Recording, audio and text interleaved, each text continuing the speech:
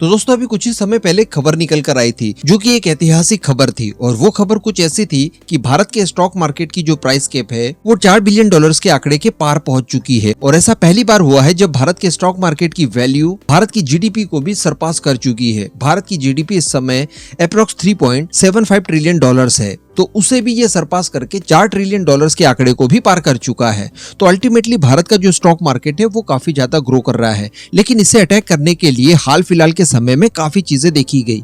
पहले अडानी वाले केस में देखा गया कि उस दौरान भी कई सारे झूठे सच्चे आरोप लगाकर भारत के एक बड़े बिजनेसमैन को टारगेट किया गया।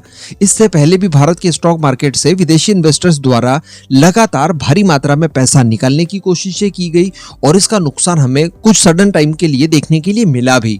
हालांकि बाद में जब रिपोर्ट्स पूरी आ चुकी थी अडानी मामले को लेकर, हिंडनबर्ग की रिपोर्टें जब झूठी साबित हुई, उसके बाद इन्वेस्टर्स का ट्रस्ट दोबारा बिल्ड हुआ और आज स्थिति पूरी पटरी पर आ चुकी है और भारत का स्टॉक मार्केट एक बार फिर से हिमालय पर्वत चढ़ना शुरू कर चुका है। लेकिन ये कई सारे देशों के पेट को दर्द देने के लिए काफी था। हम सभी जानते हैं कि इस समय अमेरिका स्पेशली अगर बात की जाए तो भारत के पीछे नहा धोकर पड़ चुका है बेवजह, और उसने इसके लिए मोहरा बनाकर रखा है पन्नू को। जी हाँ, पन्नू को वो कुछ इस तरह से बचाने की कोशिशें कर रहा है मानो वो इस समय कोई अमेरिका का एजेंट हो। और इस तरह की बातें मार्केट में एक्चुअली चल रही है और कई सारे अनऑफिशियल सोर्सेस इस तरह की बातें कर रहे हैं कि भैया भारत की तरफ से तो अमेरिका को डायरेक्टली ये कह दिया गया है कि ये पन्नू CIA का एजेंट है जो कि भारत के खिलाफ इस समय काम कर रहा है। इस बात की मैं पुष्टि नहीं कर सकता, लेकिन इस तरह की खबरें आपने भी डेफिनेटली सुनी होगी, क्योंकि ये कभी भारत की प्लेन को हाईजैक करने की बात करता है, कभी भारत के पार्लियामेंट के ऊपर अटैक करने की बात करता है। इन सब के बावजूद अमेरिका फ्रीडम ऑफ स्पीच के नाम पर इसे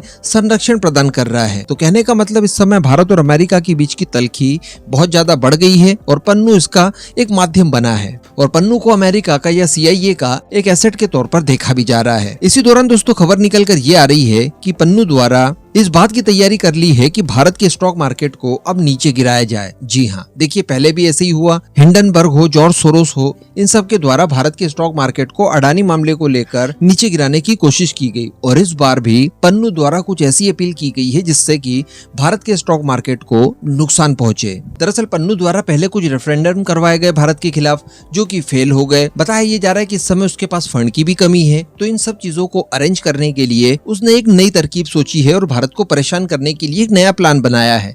हम सभी जानते हैं कि 12 मार्च 1993 को मुंबई के अंदर सीरियल ब्लास्ट हुए थे और 12 मार्च 2024 को इसकी 31वीं बरसी होगी। इसी मौके पर पन्नू के द्वारा ये अपील की गई है कि जिन भी इन्वेस्टर्स ने भारतीय स्टॉक खरीद रखे हैं उन स्टॉक्स को छोड़ दें और उसके बजाय अमेरिकन स्टॉक्स को परचेस करें। न्यूज 18 की रिपोर्ट के अनुसार पन्नू इस समय भारत के स्टॉक मार्केट NSE BSE को निशाना बनाने की कोशिश कर रहा है जिससे कि भारत को नुकसान हो। और यहाँ पर उसकी अपील देख लीजिए आप कि भारतीय स्टॉक छोड़कर अमेरिकन कंपनी के स्टॉक्स लिए जाएं। तो कहने का मतलब वो भारत को नुकसान पहुंचाकर वही नुकसान अमेरिका के लिए फायदे के तौर पर रिटर्न करने की बात कर रहा है। यहाँ पर मैं आपको बता दूं कि पन्नू ऐसा नहीं है कि कोई बहुत बड़ा इन्फ्लुएंस है और उसके कहने पर लगभग सभी इन्वेस्टर्स एक साथ पैसा निकाल लेंगे और वो अमेरिका के स्टॉक मार्केट में इन्वेस्ट कर देंगे। ऐसा नहीं हो सकता, इस बात को पन्नू भी जानता है, लेकिन कुछ एक की मात्रा में तो इन्वेस्टर्स इसके इन्फ्लुएंस में होंगे ही होंगे जो एंटी इंडिया एक्टिविटी करते होंगे। इसी के साथ साथ तो वो लोग अपना इन्वेस्टमेंट हो सकता है कि इसकी अपील के बाद भारत के स्टॉक मार्केट से निकालकर अमेरिका में इन्वेस्ट कर दे। अच्छा, इसके लिए पन्नू द्वारा कुछ संस्थाओं और कुछ बैंक को रिकॉग्नाइज भी किया गया है। तो अल्टीमेटली यहाँ पर देखा जा रहा है कि भारत की जो प्रगति है उसको निशाने पर लिया जा रहा है। अब इन सब चीजों को अगर तोड़ देखा जाए तो भारतीय सरकार तो डिप्लोमेसी के तहत अपना काम कर ही रही है, लेकिन इसके लिए हमें भी मोर्चा संभालना होगा। हमें हमारे देश के संविधान कानून इन सब के ऊपर विश्वास रखना होगा ताकि इस तरह की बाहरी शक्तियां जो भारत को नुकसान पहुंचाने की कोशिश कर रही है इनकी कोशिशें नाकाम हो सके।